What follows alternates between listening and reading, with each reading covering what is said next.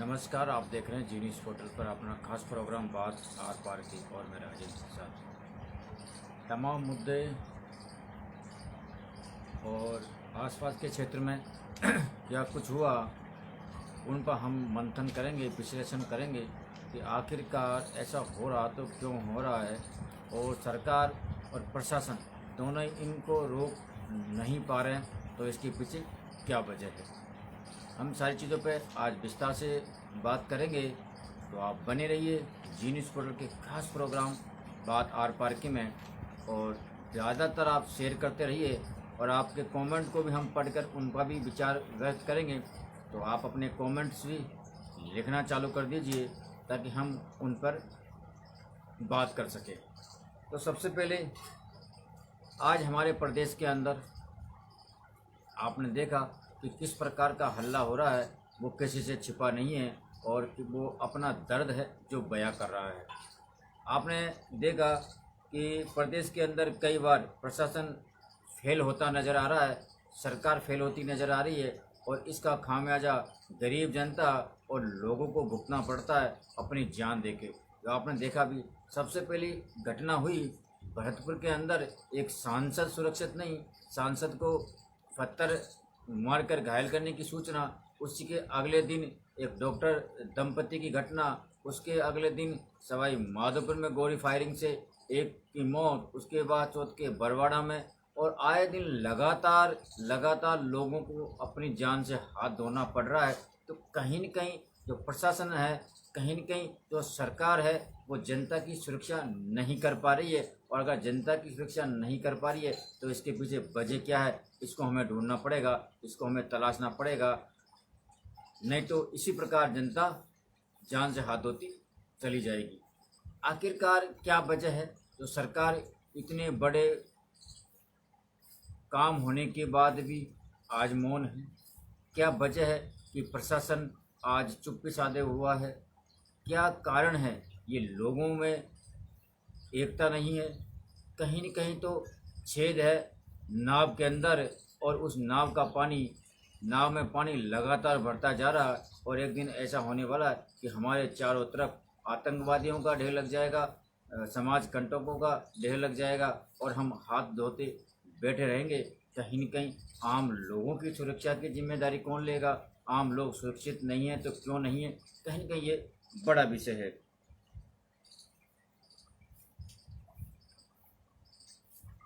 मलाना चौड़ में हर इंसान कहीं न कहीं ऊपर से पैसा कमाने के लत में लगा हुआ है और ये बात किसी से छुपी नहीं है, ना प्रशासन से छुपी है, ना सरकार से छुपी है। लेकिन अंकुश लगाने की जब बात आती है तो कहीं न कहीं सरकार और प्रशासन इसमें अंकुश लगाने में विफल होता नज़र आ रहा है। और इसका क्या कारण है, क्या वजह, वो हम सब जानते हैं। एसीबी की टीम ने लगातार हमारे सवाई माधोपुर क्षेत्र नहीं पूरे प्रदेश के अंदर कुछ एक ऐसा माहौल क्रिएट किया और कहीं न कहीं इन लोगों जो भ्रष्टाचारी है इन पर एक लगाम लगने की पूरी तैयारी थी। लेकिन कोरोना संक्रमण ने कहीं न कहीं हर क्षेत्र को हिला के रख दिया। हर क्षेत्र में जो काम कर जो हो रहा था वो उस तरह से नहीं हो पा रहा, क्योंकि अभी सारे लोग हैं जो कोरोना में लगे हुए हैं। नहीं तो कहीं न कहीं जो ऐसी चीज़ों पे है, कहीं न कहीं गतिरोध लगा था लेकिन फिर से ये चालू हो गया। बात बहुत बड़ी है अगर सोचे तो, नहीं तो कुछ भी नहीं। आप जानते हो कुछ होने वाला भी नहीं है। आखिरकार हम एक बात जानते हैं और आप भी एक बात जानते हो, आप लाइक और शेयर करते रहिए, क्योंकि हम आज बहुत अहम मुद्दे पे बात कर रहे हैं। ये आम आदमी का सवाल है, ये आम आदमी की परेशानी का सवाल है, तो उन पे हम बात कर रहे हैं आर पार जी न्यूज़ पोर्टल पे आर पार में। आप ये बताइए, हम लोग ये कहते हैं कि पुलिस प्रशासन एक ऐसा प्रशासन है, अगर वो चाले तो परिंदा भी पेड़ नहीं मार सकता।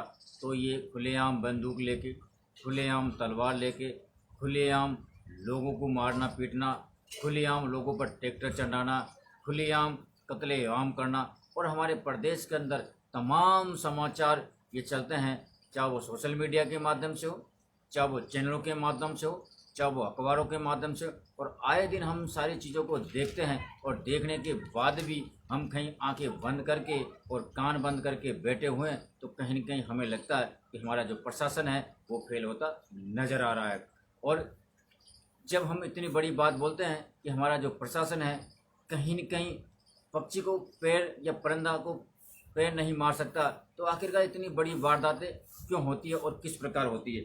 आप जानते हैं आज कोरोना का समय है, सरकार ने लॉकडाउन लगा रखा है, पुलिस प्रशासन और हर अधिकारी सड़कों पर गश्त लगाते घूमते हैं, उसके बाद भी इतनी बड़ी वारदातें क्यों हो रही है, ये एक सोचने वाला विषय है। और इस विषय को केवल जनता सोच सकती है, क्योंकि प्रशासन अधिकारी, प्रशासन सरकार से बंधे हुए हैं, गवर्नमेंट के कर्मचारी है वो उनसे बंधे हुए हैं, वो मुंह नहीं खोल सकते, और जनता है कि वो तरफ तरफ के मरने को मजबूर है। तो कहीं न कहीं इन सवालों के जो जवाब है वो जनता को मांगने चाहिए। अगर जनता इन सवालों के जवाब नहीं मांगेगी तो शायद मुझे लगता है कि जनता की सुरक्षा संभव नहीं है। कुछ गरीब परिवारों पर आपने देखा कि दलित परिवारों पर लगातार हमले हो रहे हैं, उनकी कोई वक्त नहीं है। जो आदमी, जो प्रशासनिक अधिकारी हो, चाहे वो कोई सा भी कर्मचारी हो या भामाशाह हो, सार्वजनिक कर्मचारी हो, अगर वो सही काम करता है तो कहीं न कहीं उसको भी धमकियां मिलती है। आखिरकार हमारे समाज में हो क्या रहा है, इस पे कभी किसी ने मंथन किया है? नहीं किया सर। अगर मंथन करते तो मुझे नहीं लगता कि आज हम जिस दौर से गुजर रहे हैं ये दौर से हमें गुजरना पड़ता। कई बार छोटी छोटी चीज़ों पे लोगों पर ट्रैक्टर चढ़ा दिया जाता है। जैसे आप देख लो, अभी इस महीने के अंदर इतनी वारदातें हुई प्रदेश के अंदर, इतनी वारदातें हुई प्रदेश के अंदर जिसको हम बयां नहीं कर सकते। दिल मचलता है और एक बार तो ऐसा लगता है कि हमारी खुद की भी जीने की इच्छा नहीं करती इस देश के अंदर, इस संसार के अंदर, जहाँ प्रशासन फेल होता नज़र आ रहा है, जहाँ सरकार फेल होती नज़र आ रही है और आम लोगों को परेशानी का सामना करना पड़ रहा है। अगर कोई आदमी छोटी सी बात कहे उसको मारने के लिए तैयार हो जाते हैं। कोई सामाजिक कार्यकर्ता या किसी भी प्रकार का लोग अगर कोई अच्छा काम करने का प्रयास करता तो कहीं न कहीं लोगों को उनमें चुभन हो जाती है। आखिरकार ये हो क्या रहा है प्रदेश के अंदर, ये समस्या पर है। सरकार को इस पर संज्ञान लेना पड़ेगा, प्रशासन को थोड़ा सख्त होना पड़ेगा, तब जाके हम इनको कंट्रोल करने जाएंगे। हम ऐसा नहीं मानते कि प्रशासन इनको कंट्रोल नहीं कर सकता या सरकार इनको कंट्रोल नहीं कर सकती है सर, लेकिन कहीं न कहीं इन दोनों जो पहलू है इनको सख्त होना पड़ेगा और मुस्तैदी के साथ लड़ाई को लड़ना पड़ेगा, जब जाके आम आदमी सुरक्षित रह सकता है।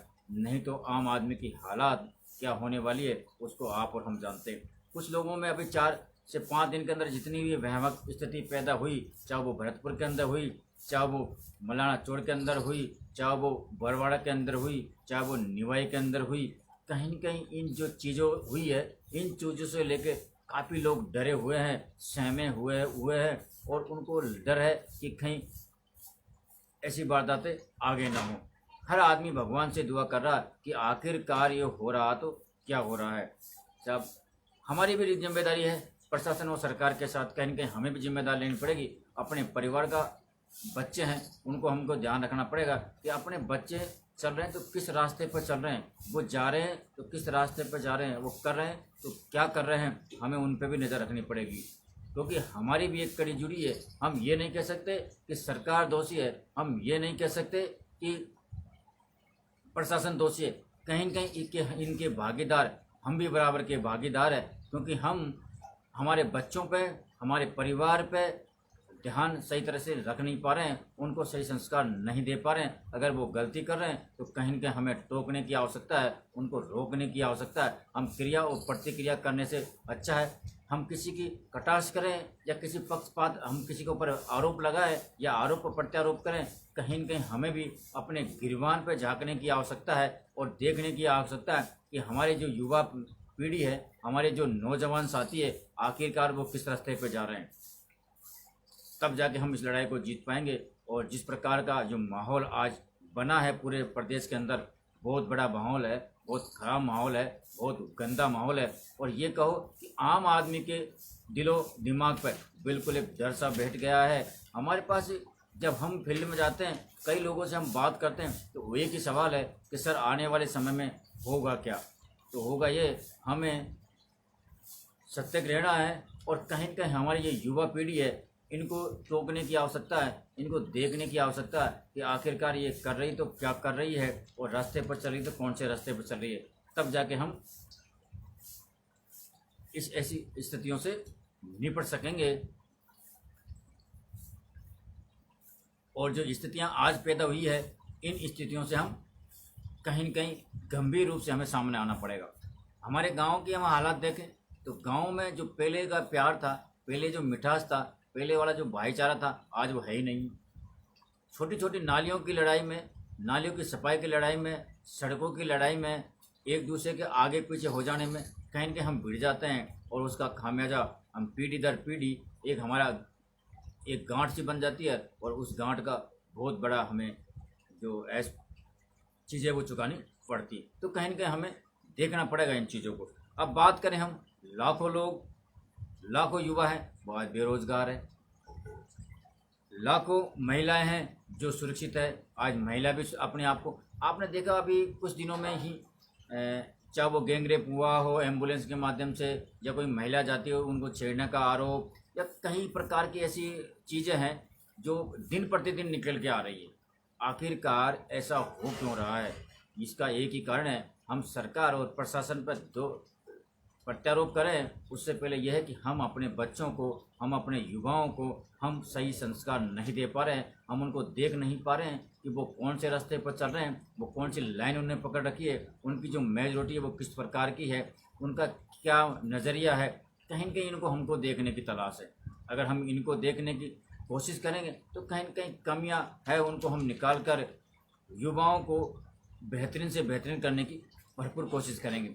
आज हम एक बच्चे को जन्म से लेकर उसको बड़ा करते हैं और वो 20 और 22 साल का हो जाता है, जब हम उसकी निगरानी करना छोड़ देते हैं। छोटे बच्चे की हम जब खूब निगरानी करते हैं तो देख मेरा बच्चा कहीं गिर न जाए, मेरा बच्चा कहीं डर नहीं जाए। और जब बड़ा होकर हम उसकी निगरानी नहीं करते हैं, उसका परिणाम आपको और हमको भुगतना पड़ता है। और उसका परिणाम आपने देखा कि हमारे प्रदेश में ऐसे बड़े बड़े हादसे हुए जिनको देखकर आज हमारा दिल बिल्कुल बैठा जा रहा है। तो कहीं न कहीं आपको देखने की बारी है। और लाखों लोग हमारे युवा है वो आज बेरोजगार की लाइन में खड़े हैं। आज वो बेरोजगारी की लाइन में खड़े हैं, तो क्यों खड़े हैं ये भी एक सोचने वाली विषय। हम ये नहीं कह सकते कि वो इसलिए इस कारण खड़े हैं कि वैकेंसियाँ निकल नहीं आ रही, सरकार कितनी लोगों को वैकेंसी देगी। क्या हमारा दायित्व नहीं बनता कि हम कोई ऐसी टेक्निकल प्रवृत्ति अपनाएं या टेक्निकल चीज़ लाएं जिस प्रकार हम आत्मनिर्भर बन सके। तो युवा हमारे बहुत बेरोजगार है, कहीं न कहीं उन युवाओं को भी रोजगार के साधन है वो तलाश करनी चाहिए, एक ऐसे मेंटेनेंस में ढलना चाहिए ताकि हम युवा हैं जो रोजगार की तलाश में ना भटकें, और कहीं न कहीं अपना कारोबार और अपने बिजनेस है उसको हम बढ़ावा दें।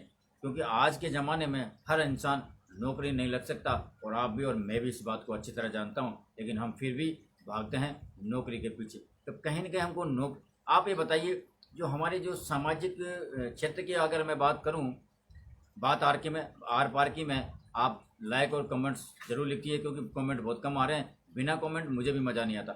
आप ये बताइए, कभी आपने किसी जनरल के बच्चे को बेरोजगार सुना है कि एक या दो की, मैं नहीं कहूँगा 1-2% की, लेकिन कभी आपने ये सुना है कि मेरा बच्चा बेरोजगार है?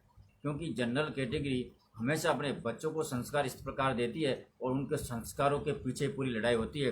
वो जब भी पढ़ाई लिखाई करते हैं उनके साथ साथ उनको दुकानदारी या कुछ ऐसी टेक्निकल चीज़ें सिखाते हैं ताकि वो नौकरी ना लगे उससे पहले कहीं न कहीं अपने पैरों पे खड़े हो जाते हैं। अपने जो बच्चे हैं उनको हमारे एक ही लत, एक ही दिमाग में सॉफ्टवेयर हम बिठाते हैं, केवल पढ़ना है, केवल पढ़ना है, केवल पढ़ना है। इसके अलावा हम उनको कोई कोई चीज़ें सिखाते हैं तो मुझे बताओ आप कमेंट करके कि हम हमारे बच्चों को ये चीज़ें हम सिखाते हैं। और यही कारण है कि आपके हमारे बच्चे हैं पढ़ने और लिखने के बाद सड़कों पर बेरोजगार की स्थिति में, और उनको एक नाम मिलता है बेरोजगार युवा, और वो कहीं न कहीं डिप्रेशन के शिकार होते हैं। और इन डिप्रेशन के शिकार के कारण ही कहीं कहीं वो गलत कदम उठाने को मजबूर होते हैं।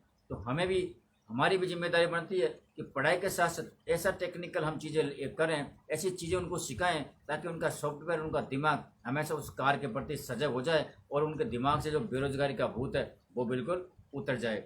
तो कहीं न कहीं हमें सोचने की बात है और कहीं कि हमें सोचना भी पड़ेगा। महिलाएं असुरक्षित है। पूरे प्रदेश की अगर मैं बात करूं तो लगभग कई महिलाओं के साथ कई सारी घटनाएं होती है और लोगों को में एक दहशत फैली हुई है कि महिला हैं वो बहुत कमज़ोर है। ऐसा नहीं कह सकते कि महिलाएं कमज़ोर है, क्योंकि कभी भी महिला रानी की झांसी की रानी लक्ष्मीबाई बन सकती है और कभी भी एक काली का रूप ले सकती है। तो महिलाओं को कमज़ोर ना समझे और महिलाओं पर होने वाले अत्याचार है उनको हमको और आपको रोकना पड़ेगा, तब जाके हमारी और आपकी आगे गाड़ी आगे बढ़ेगी।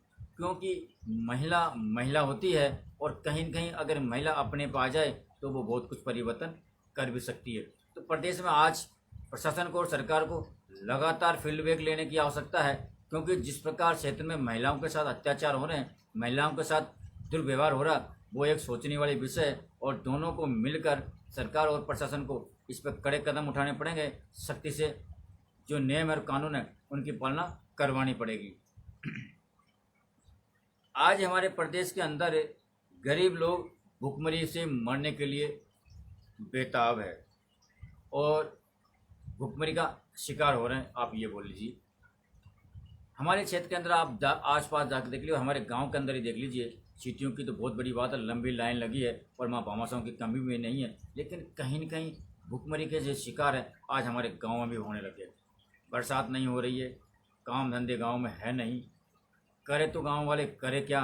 और कुछ एक गांव के अंदर आप रेसो उठा के देख लीजिए, एक गांव के अंदर कम से कम 2 से 3 या 4 या 5 परिवार आपको ऐसे मिल जाएंगे जो आज भुखमरी का शिकार हो रहे हैं और कहीं न कहीं उनको मानसिक स्थिति इतनी खराब हो गई है कि उनको अपने आप को कभी भी वो जिंदा महसूस नहीं करते। सरकार काफ़ी सारा बजट पास करती है, प्रशासन उन पर आकलन करता है और हमारे जनप्रतिनिधि उन बजट को ग्रामीण क्षेत्रों तक या शहरी क्षेत्रों तक या लोगों तक लेके आती है, लेकिन उन लोगों के पास नहीं पहुंच पाती जिन लोगों के पास पहुंचना चाहिए। क्यों नहीं पहुंचती साहब? जिनका हक है उन पर डाका डालने के लिए लोग तैयार बैठे हैं। उनके डाका डालना ज़रूरी है क्या? उनकी जिन को जो सुविधा मिलनी है उनकी सुविधा मिलने से अगर जो आदमी जिंदा रह सकता है और हम उनके हक पर बैठकर उनको मारने का कार्य करें तो कहीं कहीं हम भी उनसे ज़्यादा दोषी हैं और उस दर्द का भागी हैं जिनसे वो तड़प तड़प कर मर रहे हैं। तो कहीं कहीं हमारे प्रदेश के अंदर भुखमरी के लोग हैं जो शिकार होते नज़र आ रहे हैं।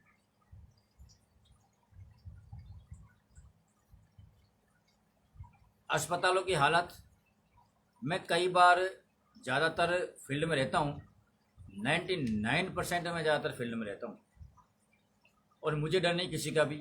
मैं हर प्रकार की सब खबर चलाता हूँ। मेरे दिमाग में एक ही रील बैठी हुई है, मरना आगे भी है और मरना पीछे भी है। अगर मरेंगे तो समाज सेवा करते मरेंगे और जिएंगे तो समाज सेवा करते जिएंगे, ये अपना लक्ष्य है। कल मरे जहाँ आज मर जाएं और आज मरे जहाँ आज अब मर जाएं, चाहे कुछ भी हो जाए, हमें केवल जनता की सेवा करनी है, हमारे क्षेत्र की सेवा करनी है। और उन समाचारों को मुझे तुरंत उठाने में मज़ा आता है जिन समाचारों से आपको फ़ायदा होता है, क्योंकि आप लोगों के सुविधा नहीं मिल पाई, आगे से जो सुविधा आ रही है तो बताओ उन समाचारों का भी क्या फ़ायदा। तो कहीं न कहीं हमारे जो हॉस्पिटल है या सामुदायिक ऐसी चीज़ें हैं वो आज बदहाली का शिकार। आप देख लीजिए आपके क्षेत्र में, आपके आसपास आप नज़र घुमा के देख लीजिए, आपकी जो सारी चीज़ें हैं वो बदहाली का शिकार है। आपको हॉस्पिटल को देख लीजिए कितना बदहाल है, वहाँ क्या हो रहा है क्या नहीं चल रहा है, आपको सारी चीज़ें क्लियर दिखाई देगी। छोटे छोटे सब सेंटर है वहाँ आप आपकी हालत देख लीजिए, बड़े हॉस्पिटल है वहाँ आप देख लीजिए, डॉक्टर्स है समय पर नहीं आते, साफ़ सफाई है समय पर नहीं होती, लोगों को ट्रीटमेंट है समय पर नहीं मिलता, आसपास की साफ़ सफाई है समय पर नहीं होती। कहीं न कहीं हमारे क्षेत्र के अंदर हॉस्पिटलों की हालात वो बदतर से बदतर होती जा रही है और इस बात के जिम्मेदार हम खुद हैं। प्रशासन का काम करता है, सरकार का काम करती है। कहीं न कहीं हमें भी हमारी जिम्मेदारी निभानी चाहिए और हमारे गांव के अंदर अगर हॉस्पिटल है या ऐसी कोई सामाजिक जगह है तो एक गांव की फीडबैक हमको लेना चाहिए, उसकी बार अरे कम से कम 1 महीने में, अगर ज़्यादा भी नहीं तो हमें हर संडे के दिन 4 बार तो उस गाँव के ऐसे सामुदायिक चीज़ हैं, उनकी सार संभाल लेने का हक है। अगर हम 7 दिन के 7 दिन हमारे हॉस्पिटल है, सामाजिक जगह हैं, चाहे वो पशु चिकित्सालय हैं, अगर इनकी स्कूल हैं, विद्यालय हैं, इनकी अगर हम सार संभाल लेते रहेंगे, इनके बारे में जांच करते रहेंगे, इनको देखते रहेंगे, तो कहीं न कहीं हमें जो बदहाली की सूरत मिली है, ये बदहाली की सूरत नहीं मिल पाएगी। तो आप लोगों को जागरूक होने की आवश्यकता है, आप लोगों को सचेत होने की आवश्यकता है, तब जाके हमारा भला हो सकता है। नहीं तो आप जानते हो ये होने वाला क्या है। हमको दिखा, जो हमने आपको दिखा दिया, आपको अच्छा लगा वो आपने लिख दिया, और जो डर रहा है, जो रवैया है, वो वैसा का वैसा ही बना रहेगा। इसमें कोई परिवर्तन होने की आवश्यकता नहीं है, क्योंकि सरकार जैसी भी आती है अपने अपने हिसाब से काम करती है। आज मेरी सरकार है, वो मेरे हिसाब से काम करेगी, आपकी सरकार आएगी, वो आपके हिसाब से काम करेगी। मैं मेरे नियम लगाऊंगा, आप आपके नियम लगाओगे, और इसमें नुकसान होगा आपका, हमारा ही इसमें नुकसान होगा। और उसको आप आसानी से देख पा रहे हो कि कितना हमारा और आपका नुकसान हो रहा है। तो बदहाली की सूरत में आप गांव वाले एकत्रित होइए, एक टीम बनाइए, वर्क बनाइए, और कहीं न कहीं अपने जो क्षेत्र में सामाजिक जगह है, चाहे वो हॉस्पिटल हो, चाहे वो स्कूल हो, चाहे वो पशु चिकित्सालय हो, और कोई आंगनबाड़ी सक्षम सेंटर हो, कुछ भी हो, उनका कम से कम आपको नज़र रखने की आवश्यकता है। अगर आप नज़र रखोगे तो आपका गांव विकास के पथ पर चलेगा, और नज़र नहीं रखोगे तो आपका गांव जिस प्रकार चल रहा उससे भी नीचे गिरता हुआ आपको दिखाई देगा। ये बात हमने शुरू में की थी कि पिछड़े, दलित, इन लोगों पे हमेशा अत्याचार हुए हैं। क्यों हुए साहब? ये इंसान नहीं है। ऊपर वाले ने तो इंसान एक जैसे बनाए, उन्होंने तो अलग नहीं बनाए। हर इंसान अपनी काबिलियत से उड़ता है और अपनी काबिलियत से आगे बढ़ता है। कोई इंसान अपनी काबिलियत, कहीं न कहीं जो दर्द है हमारे दिल के अंदर, कहीं न कहीं चुभन है जो हमारे दिल के अंदर, इस चुभन को महसूस करने की आवश्यकता है। आप अपने शरीर पर एक कील चुभा के देखिए, उसका आपको दर्द होता है या नहीं होता। और किसी दलित या किसी उस इंसान को भी आप एक कील चुभा के देखिए, उसको दर्द होता कि नहीं होता। इंसानियत इंसान की मर चुकी है, और इसी का कारण है आज जो सारे देश के अंदर हो रहा है, सारे विश्व के अंदर हो रहा है, और हमारे साथ जो हो रहा है, ऊपर वाला बिल्कुल ठीक कर रहा है। इंसान कर्मों से महान बनता है, इंसान अपने तकदीर से महान नहीं बनता। इंसान बनता तो अपने कर्मों से महान बनता है। और एक ऐसा माहौल क्रिएट करो ताकि भाईचारा बना रहे। मरने के बाद लोग क्या करते हैं, बहुत बड़े बड़े गुम्बद बनाते हैं और ऐसी चीज़ें, मूर्तियाँ बनाते हैं, लेकिन उनकी आदत देखिए आपने। जब उन मरने के बाद जब उनको देखते हैं तो गाली निकालते हैं लोग कि ये आदमी मर गया। जो मरने के बाद भी आप उसे ऐसी हरकतें करते हो। काम करो, ऐसा करो कि नाम हो जाए, और नाम करो तो ऐसा करो कि सुनते ही काम हो जाए। हमने तो बचपन में एक ही बात सीखी थी कि काम करो तो ऐसा कि नाम हो जाए, और नाम करो तो ऐसा कि सुनते ही काम हो जाए। और लग रहे हैं हम प्रयास में, चाहे हम कितने ही नीचे चले जाएं, कितने ही परेशानी में चले जाएं, कितना ही कुछ हो जाए, हम जिस रास्ते पर चल रहे हैं हमें बहुत तकलीफ महसूस हो रही है, बहुत परेशानियां हम झेल रहे हैं, लेकिन आज तक हमने ऊब तक नहीं कहा मरना है ये तो जीना यही है, और जिएंगे तो आपकी सेवा करते हुए जिएंगे, और मरेंगे तो आपकी सेवा करते हुए। हमें किसी चीज़ का डर नहीं, आज मरे या कल कोई टेंशन नहीं है।